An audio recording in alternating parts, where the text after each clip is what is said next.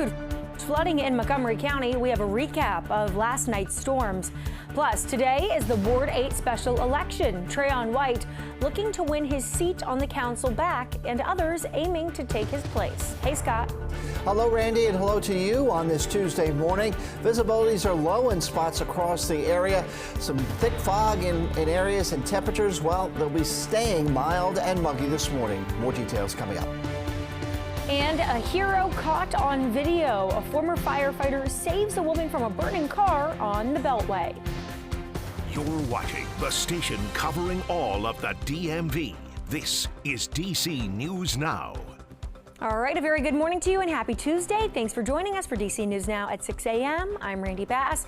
We've got your headlines in just a moment, but first we want to check in with meteorologist Scott Sumner. Scott, any relief from those summer storms in our forecast? Well, I tell you what, we won't have the coverage of storms that we had yesterday here, Randy, but right now we're seeing a blanket of clouds across the area, and we're also seeing visibilities reduced quite a bit in spots half a mile to a mile visibility out to our western counties, even a quarter of a mile visibility. So even though the number 10 is shown in D.C., there are pockets there in between D.C. and, say, Leesburg or Manassas that may have a slightly lower visibility across the areas. But as far as temperatures, they're fairly uniform, and they're in the 70s everywhere from the mountains right down to the bay. So walking your dog this morning from 7 to 8 to 9 o'clock, you'll see 70s, and you'll also have clouds around here. Calling it partly cloudy out there for this morning, and we will see again some storms this afternoon, but the coverage of storms isn't as great. We'll be specific of where those storms form coming up. All right, Scott, thank you. That torrential downpour yesterday causing streets to flood. Take a look. This is in Northern Virginia yesterday, trapping drivers in Fairfax County. At least 2 cars were stuck along Old Courthouse Road. You can see floodwaters there going up to the headlights on those cars. And Montgomery County Fire and Rescue sharing this photo of their team responding to a car stuck in water there. This happened near Leisure World, right off the ICC. And it is Election Day. Yes, it is Election Day for Ward 8 residents voting for the vacant D.C. Council seat formerly held by Trayon White. Many candidates are on the ballot this time around, including White himself. DC News Now's Yamari Sase is live in Southeast with what voters need to know before casting their ballots. Yamari, good morning.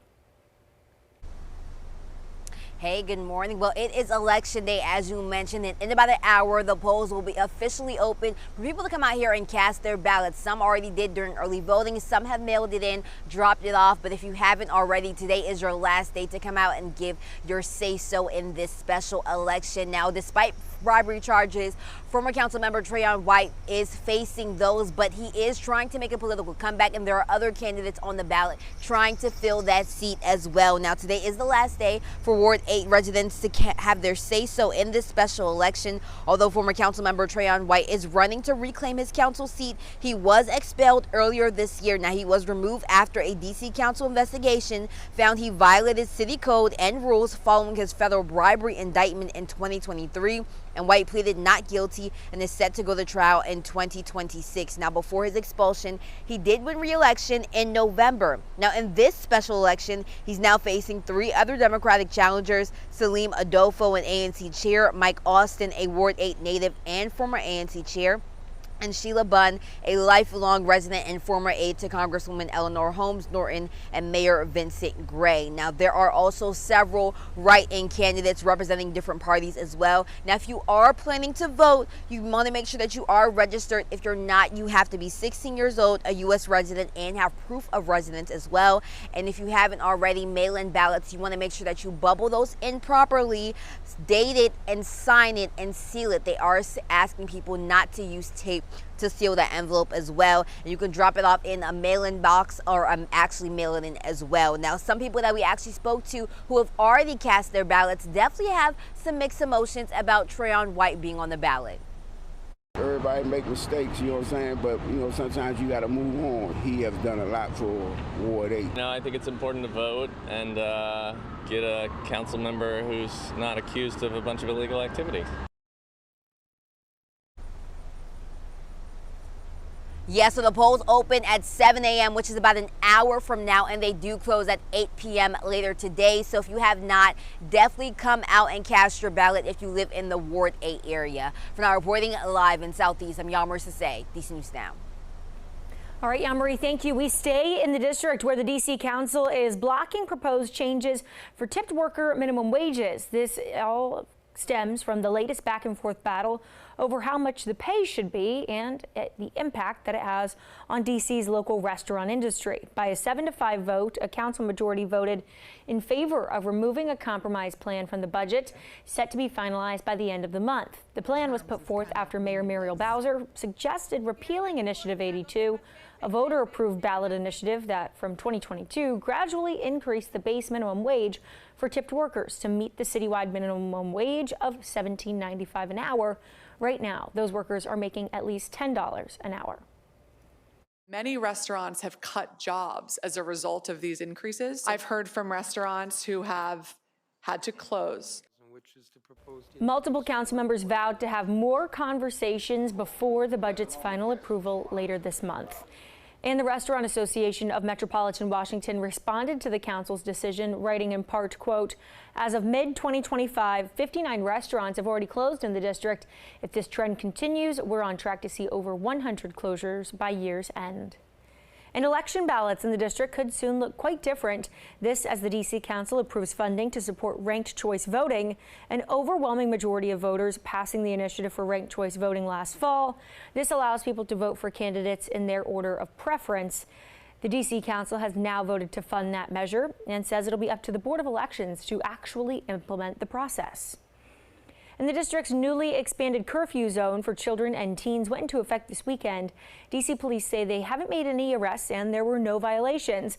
Teens who were out after 8 p.m. complied with officers without issue. On Friday night, there was one curfew violation in Navy Yard after 11 p.m. and on Saturday night after 11:30 on U Street in Northwest. But again, no arrests or violations handed out. The citywide curfew remains in place through August 31st. Scenes like this in Navy Yard caused police to expand that curfew, barring kids 17 and younger from these zones starting Friday and Saturday nights starting at 8 p.m. Officials say large groups of teens have been disruptive and even sometimes violent. And Maryland is taking similar steps. The mayor in Laurel says their citywide restrictions started over the weekend for everyone 17 and younger.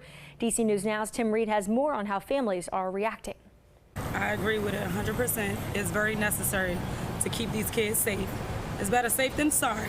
Parents in the city of Laurel we spoke to all support the mayor's curfew that is meant to keep the community and kids safe. Maybe hold your kids closer. Let them know that, the next person may not be on that type of time. Maybe that the next person is, telling them, we can't even go out to have a good time because the next person don't want to enjoy life. They want to ruin someone else's life. The mayor telling us the curfew was imposed after groups of juveniles got into fights July the 5th during the city's fireworks celebration near the Laurel Town Center.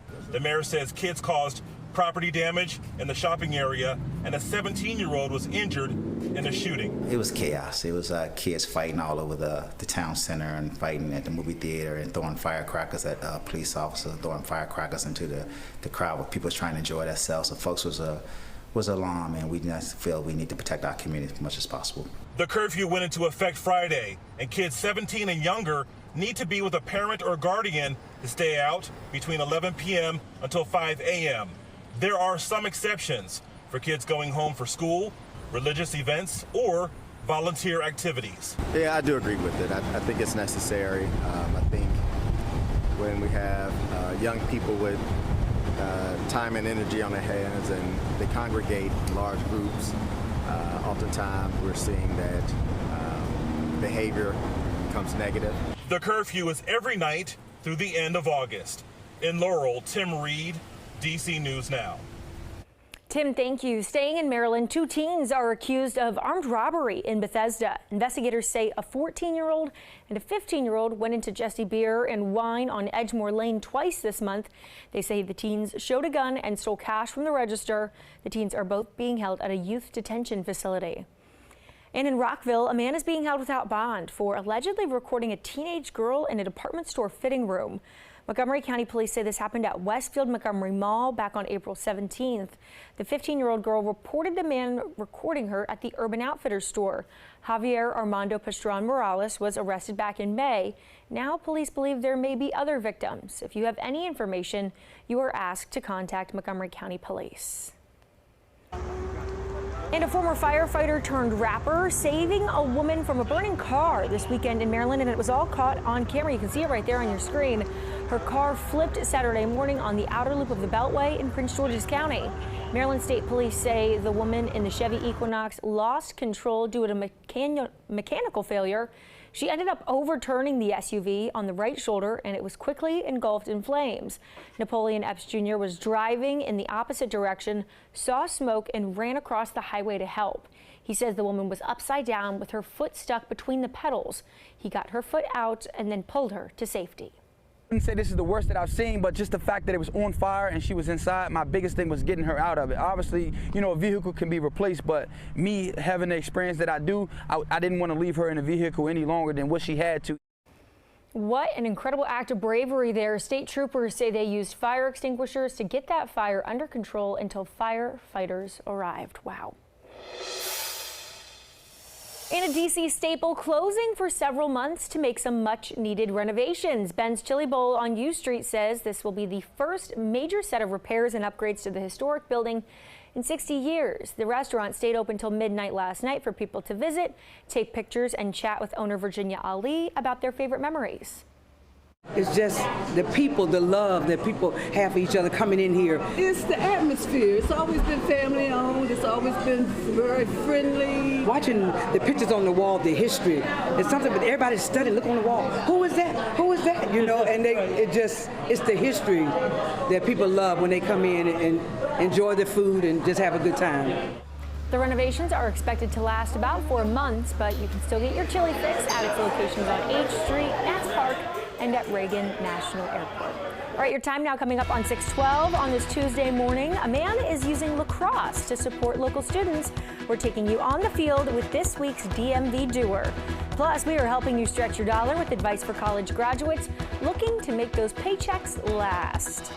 And we are checking in with meteorologist Scott Sumner. Scott, a little bit of a haze and fog out there as people walk out the door. Yeah, you can't really see too far out there. That is the airport there, Reagan National. But some visibilities are lower than others. We'll show you and talk about that and what to expect for this afternoon as far as highs today. Coming up.